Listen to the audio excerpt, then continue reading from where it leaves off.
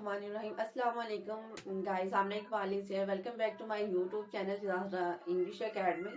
So today I am here with a new day with a new topic. Today we will learn about the use of hardly, scarcely with when.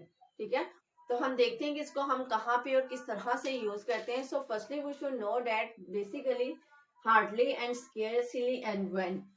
और hardly और scarcely का जो sentence है इनमें इनको हम use करते हैं जब हम एक वर्ड बामुश्किल, ठीक है, जब भी हम देखते हैं कि उर्दू के सेंटेंसेस में बामुश्किल का वर्ड यूज होता है तो तब हमने क्या करना है, तो तब हार्डली और स्केर्सली का यूज करना है. हार्डली और स्केर्सली की अगर हम बात करते हैं तो दोनों का मतलब एक ही है. ठीक है, तो first one hardly and scarcely. अगर हम इसकी बात करते हैं तो दोनों का मतलब क्या है, बामुश्किल. जहां पे भी सेंटेंस में बामुश्किल आ जाएगा तो वहां पे हमने हार्डली या स्केर्सली का वर्ड यूज करना है. अब सेकंड इंपॉर्टेंट थिंग है कि कभी भी थिंग इज दैट कभी भी ये दोनों वर्ड्स अलहदा नहीं आते. जहां पे भी हम सेंटेंस के स्टार्ट में या मिड पे हम हार्डली और स्केर्सली का वर्ड यूज करते हैं तो उसके साथ we must be use the word when. हमने व्हेन मस्ट यूज करना है. ठीक है, तो व्हेन की अगर हम बात करते हैं, वैसे तो व्हेन का मतलब होता है कब और जब. ठीक है, अगर इसको सेंटेंस के बिल्कुल बिटवीन में हम यूज करते हैं या at the mid of the sentence use करते हैं तो इसका मतलब जो है वो चेंज हो जाता है. ठीक है, अब हमने यहाँ पे ये देखना है. अब मैं बामुश्किल घर से निकला था कि बारिश शुरू हो गई. अब ये जो बामुश्किल का वर्ड यहाँ पे बार बार यूज हो रहा है तो इसके लिए हमने क्या वर्ड यूज कर लिया, मैं बामुश्किल घर से निकला था. ठीक है, मैंने बामुश्किल कपड़े बदले, मैं बामुश्किल घर पहुंचा, सना ने बामुश्किल. ये जो बार बार वर्ड यूज हो रहा है इसको अगर हम ट्रांसलेट करेंगे तो इसको हम करेंगे हार्डली या स्केर्सली के साथ. ठीक है, अब नेक्स्ट ये कि एक सेंटेंस में आप नोट करें कि इसमें एक और वर्ड जो है अगेन एंड अगेन रिपीट हो रहा है, वो ये कि था के. ठीक है, थे के, था के, था के. अब ये जो वर्ड है बामुश्किल को हमने हार्डली स्केर्सली के साथ एक्सचेंज कर दिया. अब जो थागे का वर्ड है इसके लिए हम कह सकते हैं कि हम व्हेन का वर्ड यूज करते हैं. ठीक है, तो व्हेन का अगर हम बात करते हैं तो व्हेन का मतलब हो जाएगा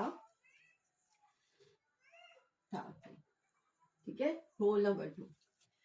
अब थर्ड वन अगर हम बात करते हैं, घर से निकला था एक सेंटेंस से कंप्लीट है. ठीक है, घर से निकलना एक कंप्लीट सेंटेंस है और दूसरा है बारिश शुरू हो गई. अगर हम इसको सेपरेट कर दें तो बारिश शुरू हो गई it's a complete sentence because it's giving it's complete sense. तो अब यहाँ पे बात करते हैं जब हम दो सेंटेंस को आपस में मिलाते हैं अपनी बात को कंप्लीट करने के लिए, ये बात को हम कह सकते हैं स्ट्रेस देने के लिए, इनहेंस करने के लिए उसकी वैल्यू और इंपॉर्टेंस को, तो तब हम क्या करते हैं, हम कंजंक्शंस का वर्ड यूज करते हैं. जब भी दो सेंटेंस को मिलाते हैं तो बार बार हम सेंटेंस को क्लोज नहीं करते तो हम क्या यूज करेंगे, हम व्हेन का वर्ड यूज करते हैं. तो व्हेन जो है यहाँ पे ये जो वर्ड्स है एज अ कंजंक्शन भी यूज हो रहे हैं. ठीक है, इसको हम यूज करते हैं एज अ कंजंक्शन.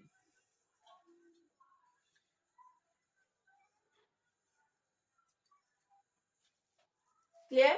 अब हमने क्या करना है, जो भी सेंटेंस फॉर एग्जाम्पल अगर हम बात कर रहे हैं हार्डली की तो जहां पे भी हार्डली और स्केर्सली यूज होगा हम यहाँ पे राइट कर लेते हैं. इसका रोल नंबर 4 में क्या होगा, जहां पे भी हार्डली या स्केर्सली का वर्ड यूज होगा इस पार्ट में हमने क्या करना है, we will always use past perfect tense. ठीक है, past perfect tense means we are using had और जहां पे had आएगा वहां पे हमेशा थर्ड फॉर्म ऑफ वर्ब आएगी. इसके साथ हमने क्या करना है, always use past perfect tense. ठीक है, we will always use past perfect tense और जहां past perfect tense means you can say use of had plus third form of verb. Clear? Rule number 5। अब सेकंड पार्ट जो है, अब यहां पे हमने यूज किया है व्हेन में हमने क्या करना है, सेकंड पार्ट में जहां पे हमने व्हेन का हमने यूज करना है सेकंड पार्ट में, ठीक है, second part of the sentence.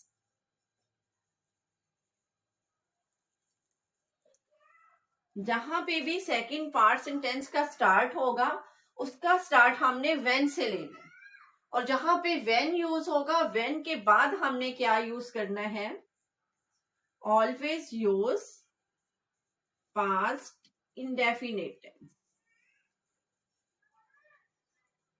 Clear? We will always use past indefinite tense. Clear? Past indefinite means second form of verb. Clear? In short words we can say. And the next one is, अब यहां पे आपने देखना है कि हमने had और third form का तो हमने यूज करना ही है, लेकिन हार्डली से पहले हमने क्या लिखना है, हैड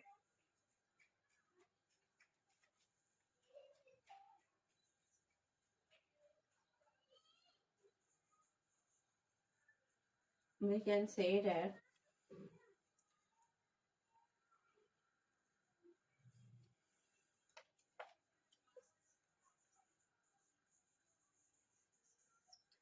स्केर्सली के बाद, ठीक है, स्केर्सली के बाद हमने क्या यूज करना है, हैड का वर्ड यूज करना है।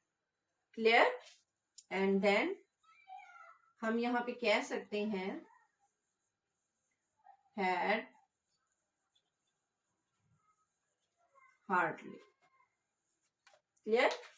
हमने स्केर्सली से क्या वर्ड का यूज, हमने सेंटेंस का जो स्टार्ट है वो स्केर्सली से लेना है, देन हमने हैड का वर्ड यूज करना है। जब हम हार्डली की बात करते हैं तो हार्डली से पहले हमने क्या यूज करना होता है, हैड का वर्ड यूज करने हैं हम, राइट? अब अगर हम इसका ओवरव्यू ले लें तो इसका ओवरव्यू में क्या होगा,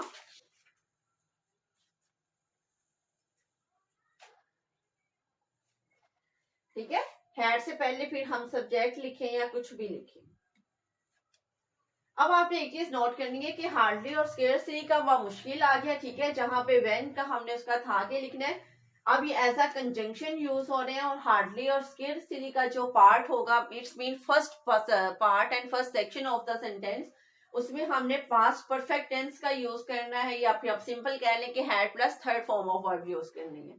अब जो सेकंड पार्ट है उसमें हमने व्हेन से स्टार्ट करना है सेकंड पार्ट, और second part of the sentence when से स्टार्ट होगा, और उसमें कौन सा टेंस यूज होगा, past indefinite. Past indefinite tens mean second form of the verb. अब एक और जो टिपिकल सा रूल है वो आप लोगों ने ये याद रखना है कि जब हम स्केर्सली यूज कर रहे हैं तो उसके बाद हमने हैड का वर्ड यूज करना है। सेंटेंस का स्टार्ट हमने स्केर्सली से लिया है, अगर हम यूज कर रहे हैं हार्डली तो हार्डली से पहले हमने हैड का वर्ड यूज करना है, ठीक है। I hope you will understand this point. तो लेट्स सी द एग्जांपल्स। मैं बामुश्किल घर से निकला था कि बारिश शुरू हो गई, में क्या आ जाएगा, आई हैड, अगर हम इसको हार्डली के साथ करते हैं तो हमने लिखा है I had hardly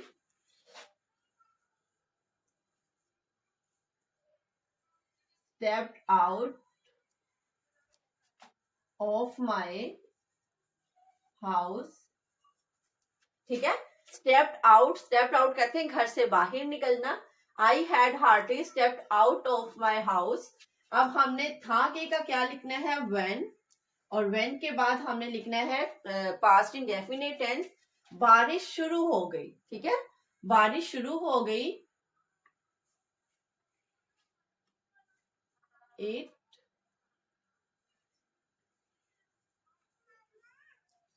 began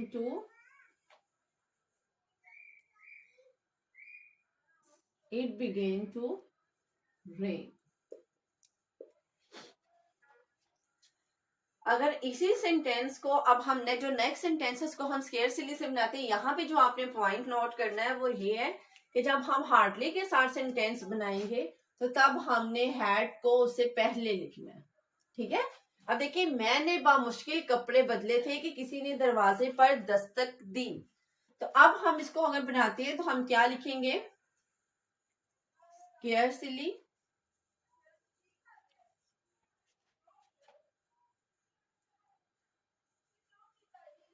scarcely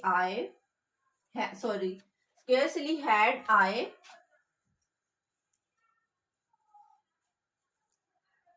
had के बाद हमेशा हम third form of verb use करते हैं, ठीक है। had I changed my clothes, ठीक है। यहां तक हमारा डन हो गया। scarcely के बाद हमने had का वर्ब यूज किया है। scarcely had I changed my clothes when किसी ने दरवाजे पर दस्तक दी, when someone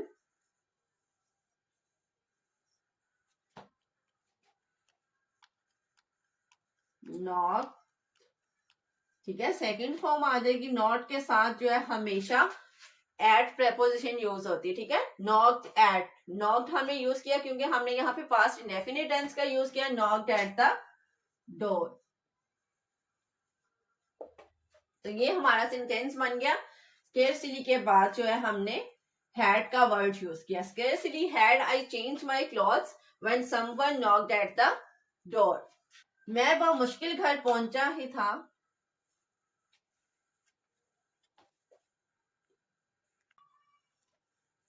मैं मुश्किल घर पहुंचा ही था कि बारिश बंद हो गई।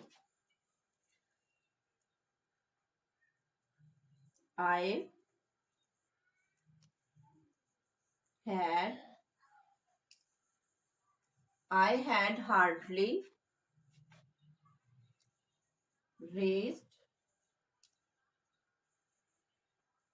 ठीक है, raised at home। यहां तक हमारा डन हो गया। मैं मुश्किल घर पहुंचा ही था, I had hardly raised at home when बारिश बंद हो गई।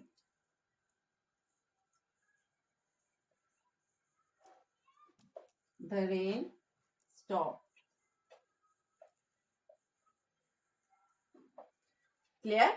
सना ने मुश्किल खाना पकाया ही था कि मेहमान आ गए। तो इसको हम स्केर्सली से करेंगे। स्केर्सली